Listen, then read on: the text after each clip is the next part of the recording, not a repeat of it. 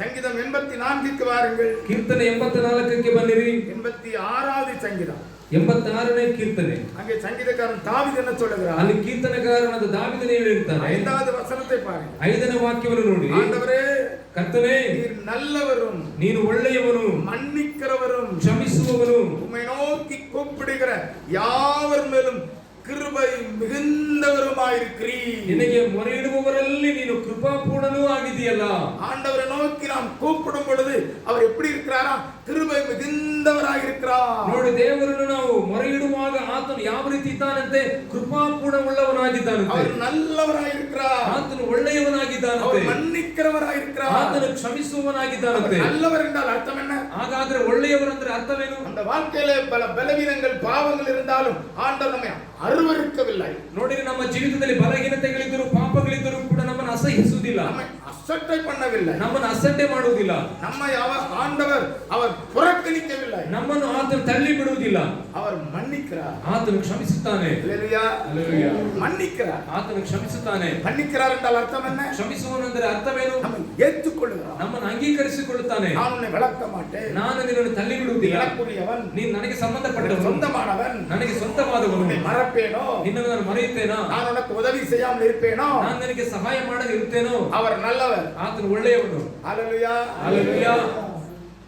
ஆண்டவருடைய இரக்கத்தையும் கிருபையையும் அதிகமாய் உணர வேண்டும். ದೇವರ ಕರುಣೆಯನ್ನು, ದೇವರ ಕೃಪೆಯನ್ನು ಅಧಿಕವಾಗಿ ನೀವು ಚಿಂತಿಸಬೇಕು. ஞானவான்கள், ಜ್ಞಾನವಂತರು கர்த்தருடைய கிருபைகளை உணர்ந்து கொள்வார். ಕರ್ತನ ಕೃಪೆಯನ್ನು ನೆನೆಸುತ್ತಾರಂತೆ. எவனுக்கு புத்தி இருக்கோ, ಯಾರಿಗೆಲ್ಲ ಬುದ್ಧಿ ಇದೆಯೋ அவன் ஆண்டவருடைய அன்பை அறிந்து கொள்வான். ಆತನು ಕರ್ತನ ಪ್ರೀತಿಯನ್ನು ಅರಿತುಕೊಳ್ಳುತ್ತಾನೆ. யார் அறிவாளி? ಯಾರು ಅರಿತುಕೊಂಡವನು? யார் ஞானவான்? ಯಾರು ಜ್ಞಾನವಂತರು? யார் புத்திசாலி? ಯಾರು ಬುದ್ಧಿಶಾಲಿಗಳು? எவர்கள் தேவனுடைய அன்பை புரிந்து கொள்கிறார்களோ, ಯಾರೆಲ್ಲ ದೇವರ ಪ್ರೀತಿಯನ್ನು ಅರಿತುಕೊಳ್ಳುತ್ತಾರೋ அவர்கள் ஞானவான்கள், ಅವರೇ ಜ್ಞಾನವಂತರು, அவர்கள் அறிவாளி. ಅವರು ಜ್ಞಾನಿಗಳು. ஞானவான்கள் கர்த்தருடைய கிருபைகளை உணர்ந்து கொள்வார்கள். ನೋಡ್ರಿ, ಜ್ಞಾನವಂತರು, ನಿಜವಾದ ಜ್ಞಾನವಂತರು ಕರ್ತನ ಕೃಪೆಯನ್ನು ಅವರು ನೆನೆಸಿಕೊಳ್ಳುತ್ತಾರೆ, ತಿಳಿದುಕೊಳ್ಳುತ್ತಾರೆ. கிருபையினுடைய வெளிச்சம் உங்கள் மேல விழ வேண்டும். ದೇವರ ಕೃಪೆಯ ಬೆಳಕು ನಿಮ್ಮ ಮೇಲೆ ಬೀಳಬೇಕು. சங்கீதக்காரன் தாவீது என்ன சொல்லுகிறார்? ಕೀರ್ತನಕಾರನಾದ ದಾವೀದನು ಏನು ಹೇಳ್ತಾನೆ? 27வது சங்கீதத்துக்கு வாருங்க. 87ನೇ ಕೀರ್ತನೆಗೆ ಬಂದಿರಿ. இந்த நெருக்கம், ಬಹಳ ಕಷ್ಟ, இந்த போராட்டம், ಬಹಳ ಹೋರಾಟ. அந்த சூழ்நிலையில் அவர் என்ன சொல்லுகிறார்? ಆ ಸಮಯದಲ್ಲಿ ಆತನು ಏನು ಹೇಳ್ತಾನೆ? 1வது வசனத்தை பாருங்க. 1ನೇ ವಾಕ್ಯವನ್ನು ನೋಡಿರಿ. கர்த்தரின் வெளிச்சம், ಕರ್ತನು ನನಗೆ ಬೆಳಕಾಗಿದ್ದಾನೆ, ரட்சிப்புமானவர், ನನಗೆ ರಕ್ಷಕನು ಆಗಿದ್ದಾನೆ. கர்த்தரின் ஜீவனின் பலனானவர், ಕರ್ತನು ನನ್ನ ಜೀವದ ಬಲವು, என் உயிருக்கே பாதுகாப்பு அவர்தான், ನನ್ನ ಪ್ರಾಣಕ್ಕೆ ಅವರು ಆಧಾರವಾದನೆ. அவர் எனக்கு வெளிச்சம், ಆತನು ನನಗೆ ಬೆಳಕು. ஆகையால் நான் பயப்பட மாட்டேன். ಆದ್ದರಿಂದ ನಾನು ಭಯಪಡುವುದಿಲ್ಲ. சத்ருவினை ஒன்றும் செய்ய முடியாது, ದುಷ್ಟನು ನನ್ನನ್ನು ಏನು ಮಾಡಲು ಸಾಧ್ಯವಿಲ್ಲ, என்னை அசைக்க முடியாது. ನನ್ನನ್ನು ಅಲ್ಲಾಡಿಸಲಿಕ್ಕೆ ಸಾಧ್ಯವಿಲ್ಲ. இது எப்படி தாவீதுக்கு தெரிந்தது? ಇದು ಹೇಗೆ ದಾವೀದನಿಗೆ ತಿಳಿದು ಬಂದಿತು? ஆண்டவருடைய அன்பை புரிந்து கொண்டார். ದೇವರ ಪ್ರೀತಿಯನ್ನು ಆತನು ಅರಿತುಕೊಂಡನು. நாம் ஆண்டவருடைய அன்பை எப்படி புரிந்து கொள்வது? ನಾವು ದೇವರ ಪ್ರೀತಿಯನ್ನು ಹೇಗೆ ಅರಿತುಕೊಳ್ಳುವುದು? கர்த்தருடைய சிலுவை, கர்த்தருடைய கிருபை சிலுவையிலே வெளிப்பட்டது. ಕರ್ತನ ಕೃಪೆ ಅಥವಾ ಪ್ರೀತಿ ಸಿಲುಬೆಯಲ್ಲಿ ಪ್ರಕಟಿಸಲ್ಪಟ್ಟಿತು. ஆண்டவருடைய அன்பை நீங்கள் புரிந்து கொள்ள வேண்டுமானால், ದೇವರ ಪ್ರೀತಿಯನ್ನು ನೀವು ಅರಿತುಕೊಳ್ಳಬೇಕಾದರೆ, அறிந்து கொள்ள வேண்டுமானால், ನೀವು ಅರಿತುಕೊಳ್ಳಬೇಕಾದರೆ சிலுவை அண்டை வர வேண்டும். ನೀವು ಶಿಲುಬೆ ಬಳಿ ಬರಬೇಕು, பலிபீடத்துக்கு வர வேண்டும். ನೀವು ಬಲಿಪೀಠಕ್ಕೆ ಬರಬೇಕು. நமக்காக தம்மையே ஒப்பு கொடுத்த அந்த இயேசுவின் அந்த இரத்தத்தை நீங்கள் பற்றிக் கொள்ள வேண்டும். ನಮಗಾಗಿ ತನ್ನ ರಕ್ತವನ್ನೇ ಸುರಿಸಿದಂತ ಯೇಸುವಿನ ರಕ್ತವನ್ನು ನೀವು ಹಿಡಿದುಕೊಳ್ಳಬೇಕು. அவருடைய கிருபை, ಆತನ ಕೃಪೆಯು சிலுவையிலே வெளிப்பட்டது. ಶಿಲುಬೆಯಲ್ಲಿ ಪ್ರಕಟಿಸಲ್ಪಟ್ಟಿತು. ஆண்டவர் எப்படிப்பட்டவர் தெரியுமா? ದೇವರು ಎಂತವನು ಗೊತ್ತಾ? அவர் நியாயாதிபதி, ಆತನು ನ್ಯಾಯಾಧಿಪತಿ, பற்றிக்கிற அக்கினி, ಆತನು ದಹಿಸುವ ಅಗ್ನಿಯಾಗಿದ್ದಾನೆ. அவருடைய நாணயத்தினுடைய ஒரு பக்கத்தை பார்த்தால், ಒಂದು ನಾಣ್ಯದ ಒಂದು ಭಾಗವನ್ನು ನೋಡುವಾಗ அவர் இன்னொரு பக்கம், ಇನ್ನೊಂದು ಭಾಗದಲ್ಲಿ அவர் மிகுந்த எரிச்சல் உள்ளவர், ಬಹಳ ಕೋಪ ಉರಿಯುಳ್ಳವನು, அவரை பற்றிக்கிற அக்கினி, ಆತನು ದಹಿಸುವ ಅಗ್ನಿಯಾಗಿದ್ದಾನೆ. இன்னொரு பக்கம் ಆದರೆ ಇನ್ನೊಂದು ಭಾಗದಲ್ಲಿ ನೋಡುವಾಗ மிகுந்த அன்புள்ளவர், ಬಹಳ ಪ್ರೀತಿಯುಳ್ಳವನು. பற்றிக்கிற அக்கினியை சீனாய் மலையிலே இஸ்ரவேல் ஜனங்கள் பார்த்தார்கள். ದಹಿಸುವ ಅಗ್ನಿಯನ್ನು ಸೀನಾಯಿ ಬೆಟ್ಟದಲ್ಲಿ ಇಸ್ರಾಯೇಲ್ ಜನಗಳು ಕಂಡರು. இஸ்ரவேல் ஜனங்களை ஆண்டவர் தம்மண்டை வரவிடவில்லை. ಆದರೆ ಇಸ್ರಾಯೇಲ್ ಜನಗಳು ತಮ್ಮ ಹತ್ತಿರ ಬರಲಿಕ್ಕೆ ಬಿಡಲಿಲ್ಲ. அந்த மலையை தொடக்கூடாது என்கிறார். ಯಾಕೆಂದ್ರೆ ದೇವರು ಹೇಳ್ತಾನೆ ಆ ಒಂದು ಬೆಟ್ಟವನ್ನು ನೀವು ಮುಟ್ಟಬಾರದು. யோசித்து பாருங்க, ಯೋಚಿಸಿ ನೋಡಿರಿ. ఒక ఆడు మాడు కూడా தொடக்கூடாது. ನಿಮ್ಮ ದನ ಕುರಿಗಳು ಕೂಡ ಆ ಒಂದು ಬೆಟ್ಟವನ್ನ ಮುಟ್ಟಬಾರದು. அந்த மலையை சுற்றி ஒரு கோடு போடுங்கிறார். ಆ ಒಂದು ಎತ್ತರದ ಬೆಟ್ಟದ ಮೇಲೆ ಒಂದು ನೀವು ಗೆರೆಯನ್ನು ಹಾಕು. ஒரு பவுண்டரி, ஒரு எல்லை போடுங்கிறார். ಒಂದು ಬೌಂಡರಿ ಗೆರೆಯನ್ನು ಹಾಕು. எதுக்கு? ಯಾಕೆ? ஆண்டவர் அந்த மலையில இறங்கி வரும்பொழுது அந்த மலை எவனும் தொடக்கூடாது. ಆತನು ಆ ಬೆಟ್ಟದ ಮೇಲೆ ಇಳಿದು ಬರುವಾಗ ಆ ಬೆಟ್ಟವನ್ನು ಯಾರು ಸ್ಪರ್ಶಿಸಬಾರದು. ஏன்?